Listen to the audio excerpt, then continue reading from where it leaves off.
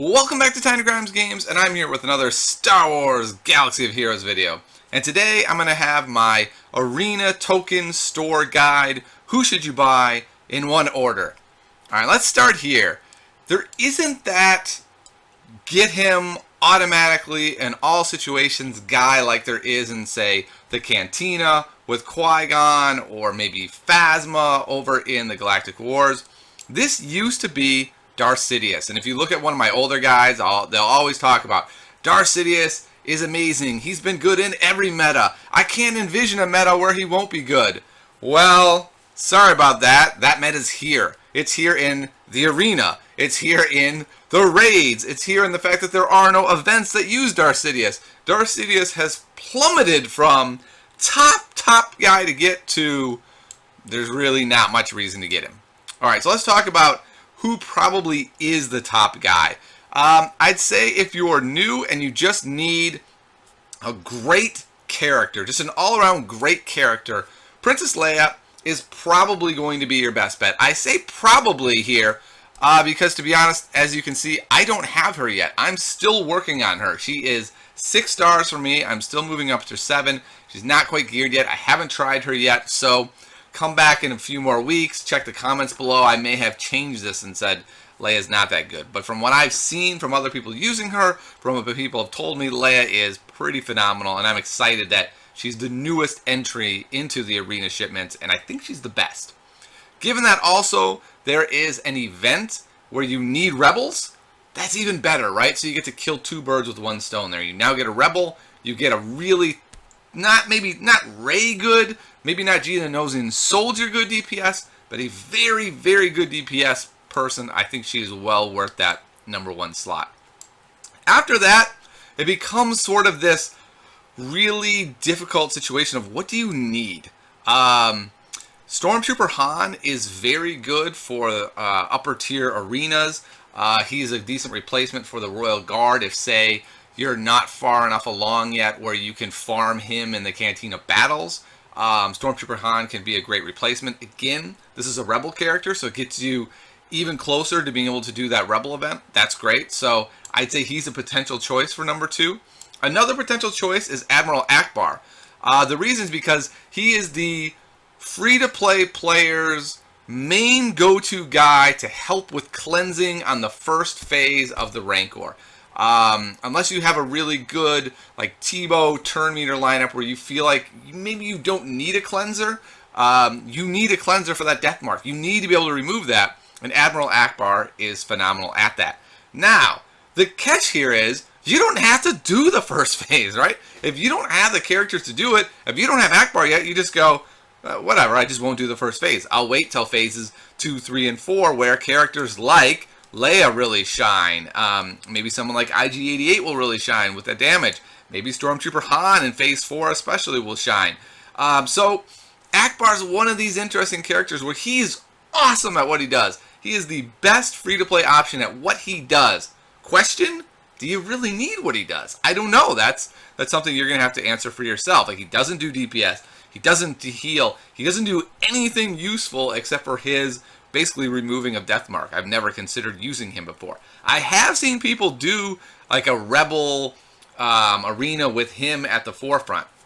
And so given that, that could be good. Also remember, he is a Rebel, so he factors into that event. So he's going to be useful regardless. The question is he the best? But so I'd say, you know, either him or Han are probably #2, unless you just need a straight DPS. IG-88 is a decent DPS. He's certainly below Rey. He's below a Geonosian soldier. He's below his droid that he should be better than, IG-86. This is IG-88. He should not be worse than IG-86, but that's neither here nor there.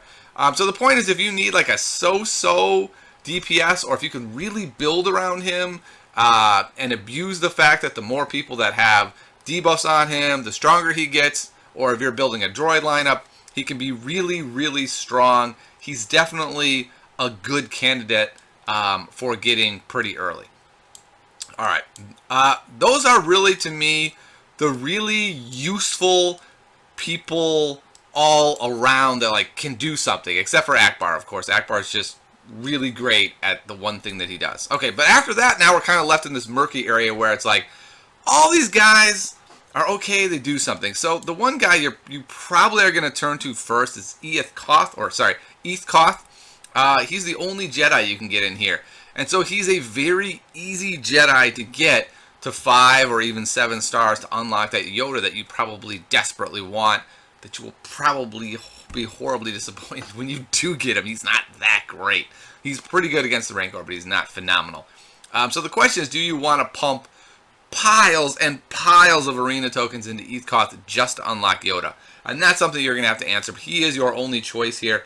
I did it. I felt terrible afterwards. I had a lot of tokens, though, so I was willing to do it. Another guy who can be useful is Greedo for sort of a similar idea. If you're going to try to do the bounty hunters, most people don't have 5 bounty hunters. Like they've been terrible and not really useful up until this point. And Greedo becomes a really good guy that you can just throw in 5 sets of tokens and get him unlocked at 25 and never start him up again and just have him as like that terrible bounty hunter that just dies immediately while your other guys get you your free credit. So I did that. That's something that I think is reasonable. Ventress is actually sort of reasonable. Like she's good at removing taunts, which would mean she's good on phase 1 of the Rancor if you don't have the good taunt removers. If you don't have Tebow, if you don't have Qui-Gon, she's like a very bad version of all this. But the question is, why do you need a really bad version of those guys, right? Probably the better answer is you send one team into phase 1. If they die, you don't go farming Ventress to have like a terrible team to send in. You just wait till phase 2. So it kind of depends again on like what you're going to use her for. So I put her pretty low. I would probably put Darth Sidious above her. He's fine. I think he's going to get good again at some point. You can't have Darth Sidious, like the most powerful guy in the galaxy, arguably, just be terrible. And he does some cool stuff. He has an AoE. He has healing debuffs. So, if the meta changes enough, he's going to be good, but he's certainly not a guy you need to go to right now. Nute Gunray is another scoundrel guy that you can get. I got him too. I wish I hadn't, but I had to. So he's whatever. He's not that great. Cup course on Underworld Police isn't that great. Savage Opress isn't that great. Ugnaught isn't that great. I kind of put them in that same bucket of and let's add Tarkin there. If something comes along that makes Imperials good, or whatever the heck Ugnaught is, I don't even know what his things are. But basically, if they satisfy any of the events that we know are going to come, right? It's very doubtful they'll just stop with the Rebel event and the Scoundrel event. My guess is at some point, all of them will be an event. And when their event comes up, they become more useful. I think that's really the bottom line. The last guy I didn't talk about is HK-47 because he's a wild card. He's pretty dang good in a droid lineup where you're geared around that. The thing is, though, I had an HK-47 led droid lineup, and I found it was just better to use Poggle as the leader, Poggle the Lesser.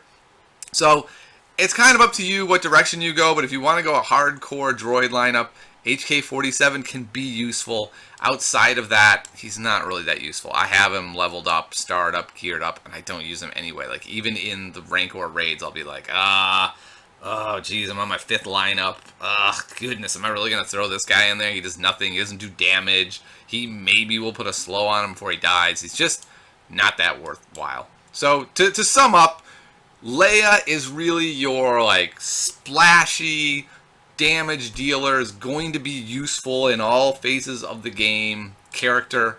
After her, you're looking at stuff like Stormtrooper Han, IG-88, and Akbar, probably as your second character, depending on what you need. Do you need a cleanser? Do you need a good solid tank? Do you need a rebel? Do you need a DPS dealer that's like a notch below the others? Now, if he was a scoundrel, I'm just saying, IG-88 seems a bit scoundrelly, he'd be even better, and maybe at some point that'll get changed. I don't know. And then after that, it's again satisfying needs, right? So Greedo satisfies potentially a need. Eeth Koth satisfies a need. Nute Gunray does. The other guys do not. When they do, they basically get promoted, and Ventress is the, I don't know, she's cool. I love Asajj Ventress. I'm just gonna say this now. I've been watching the Clone Wars. I've always liked Asajj Ventress, and we watched another Ventress Clone Wars today. I'm watching that going, Ventress is so cool. Why is she so bad in the game? So there you go. Alright, so hopefully this guide will help you figure out where should you spend your tokens on, and I'll see you next time at Tiny Grimes Games.